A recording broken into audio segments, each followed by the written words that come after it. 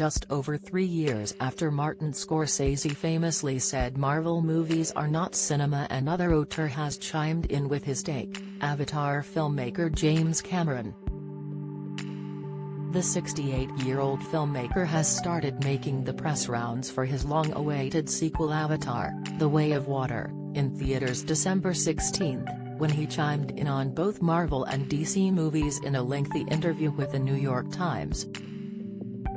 Cameron name-checked both Marvel and DC in the interview, stating he thinks all of the characters behave like they're in college, no matter what their ages are. "When I look at these big, spectacular films, I'm looking at you, Marvel and DC, it doesn't matter how old the characters are, they all act like they're in college," Cameron began. "They have relationships, but they really don't. They never hang up their spurs because of their kids," he added. "The things that really ground us and give us power, love, and a purpose? Those characters don't experience it, and I think that's not the way to make movies," he stated. Conversely, the main characters of his Avatar sequel, Sam Worthington's Jack Sully and Zoe Saldana's Neytiri, have matured, with the story picking up 15 years after the original 2009 blockbuster Avatar.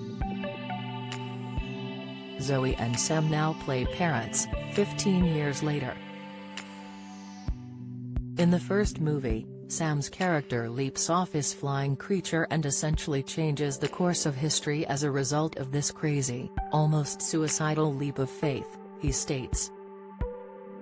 And Zoe's character leaps off a limb and assumes there's going to be some nice big leaves down there that can cushion her fall. "But when you're a parent, you don't think that way," Cameron clarified. "So for me, as a parent of 5 kids, I'm saying, what happens when those characters mature and realize that they have a responsibility outside their own survival?" Cameron added. A vast majority of Avatar: The Way of Water is actually shot underwater in massive tanks, as opposed to the CGI approach used in DC's Aquaman and Disney's upcoming The Little Mermaid.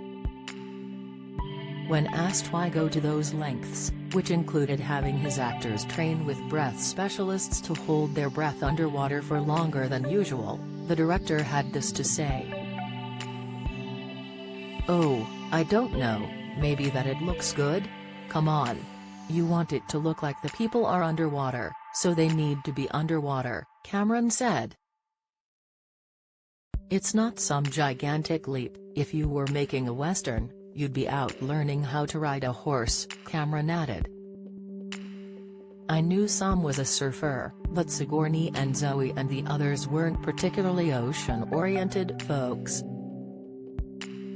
So I was very specific about what would be required, and we got the world's best breath hold specialists to talk them through it," he added.